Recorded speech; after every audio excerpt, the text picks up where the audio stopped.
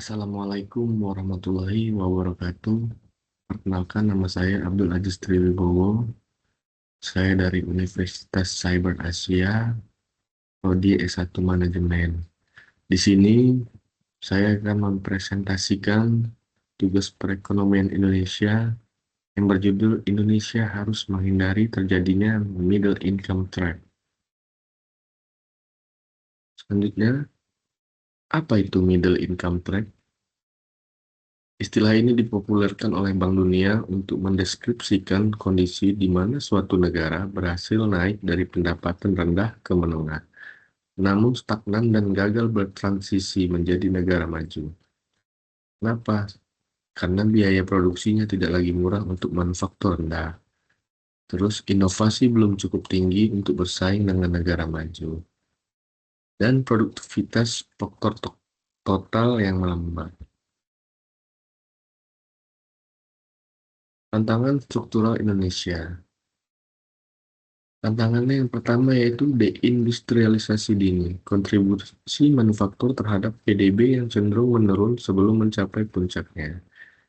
Kedua, kualitas SDM, kesenjangan antara kompetensi lulusan pendidikan dengan kebutuhan industri masa depan, STEM atau digital.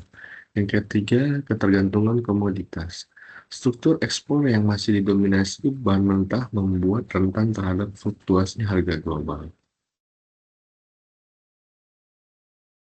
Visi Indonesia Emas 2045 menargetkan Indonesia menjadi 5 besar ekonomi dunia dengan pendapatan per kapita melalui ambang batas negara maju.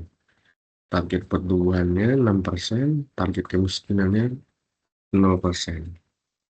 Di sini ada perbandingan antara pertumbuhan ekonomi Indonesia tahun 2025 dan pertumbuhan ekonomi Indonesia tahun 2026 triwulan 1.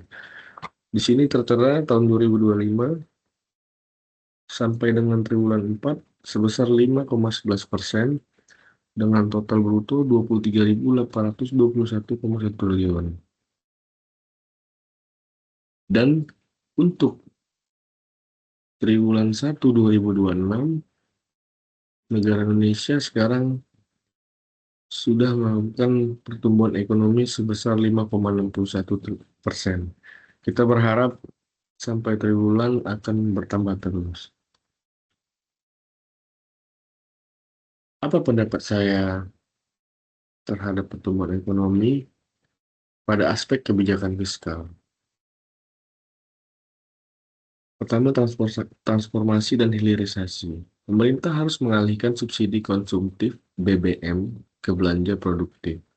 Fokus utama adalah insentif fiskal untuk hilirisasi industri guna meningkatkan nilai tambah sumber daya alam di dalam negeri.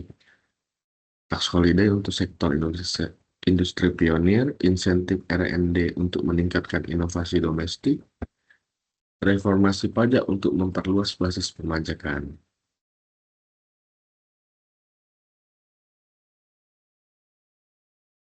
Investasi masa depan, penguatan modal manusia. Alokasi 20% anggaran pendidikan harus difokuskan pada revitalisasi pendidikan vokasi dan penguatan riset di bidang STEM untuk memacu produktivitas nasional. Kedua, infrastruktur konektivitas. Melanjutkan pembangunan infrastruktur logistik, pelabuhan, tol, laut untuk menurunkan biaya logistik yang masih tinggi dibanding negara tetangga. Perspektif saya terhadap aspek kebijakan moneter, pertama stabilitas dan sinergi. BI harus menjaga inflasi pada level rendah dan stabil guna melindungi daya beli masyarakat kelas menengah yang rentan. Menjaga stabilitas nilai tukar rupiah dari guncangan global, kebijakan makroprudensial yang akomodatif untuk penyaluran kredit ke sektor prioritas, dan sinergi berkolaborasi erat tim pengendalian inflasi pusat dan daerah. Ini grafik digitalisasi dan inklusi keuangan. Digitalisasi di sini sistem pembayarannya blueprint, sistem pembayaran Indonesia 2000 menjadi katalisator efisiensi ekonomi dan perluasan akses pasar bagi UMKM untuk naik kelas.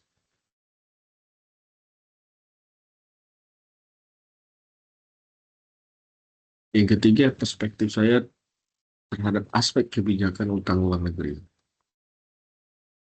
Utang pemerintah kita pada saat ini sebesar 39% dari PDB.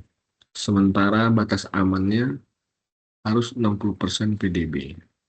Utang produktif itu pinjaman luar negeri yang harus dialokasikan secara ketat untuk proyek yang memiliki economic internal rate of return tinggi seperti pelabuhan strategis dan energi terbarukan. Kemandirian pembiayaan, mengurangi ketergantungan pada utang luar negeri dengan memperkuat pasar surat utang domestik agar lebih resilient terhadap capital outflow. Manajemen risiko utang, risiko kurs, strateginya meningkatkan proporsi utang dalam mata uang domestik. Tujuannya apa? Untuk menghindari pembengkakan beban utang saat rupiah melemah. Kedua, struktur tenor. Memperpanjang rata-rata jatuh tempo. Tujuannya apa? Menghindari risiko pembiayaan kembali. Terakhir, sumber dana. Diversifikasi kreditur. Tujuannya untuk mendapatkan biaya pinjaman yang kompetitif. Berikut adalah navigasi menuju Indonesia maju.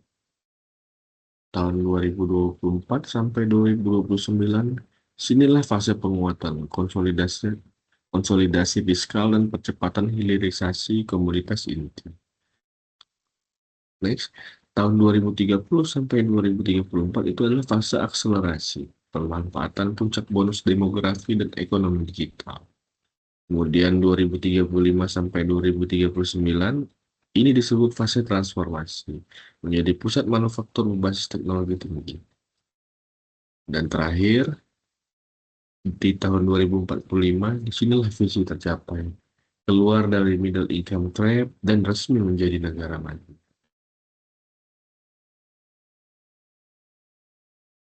Sebelum mengakhiri, di sini bisa kita lihat cuplikan regulasi rumit jadi bengkerok middle income trap dari Menteri Keuangan tahun 2025.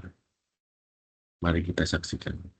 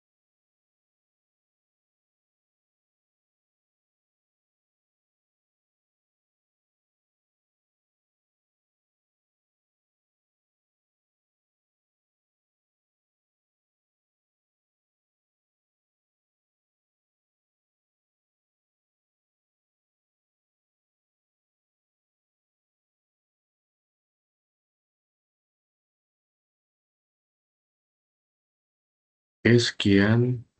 Berikut daftar referensi dari middle income trap saat ini. Gill and Caras 2007 and East Asian Relations. Bappenas 2023 Transformasi Ekonomi Indonesia menuju Indonesia Emas 2045. Kementerian Keuangan Republik Indonesia 2024 Laporan Kerangka Ekonomi Makro dan Pokok-pokok Kebijakan Fiskal. Bank Indonesia 2024 Laporan Perekonomian Indonesia. Ryan Suyitno 2023 Bappenas Working Paper keluar dari Middle Income Trap.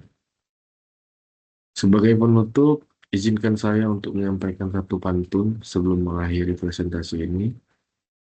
Nasi goreng rasanya gurih, dimakan di Kota Batu. Saya ucapkan terima kasih atas semua kasih dan perhatian. Sekian dari saya. Wassalamualaikum warahmatullahi wabarakatuh.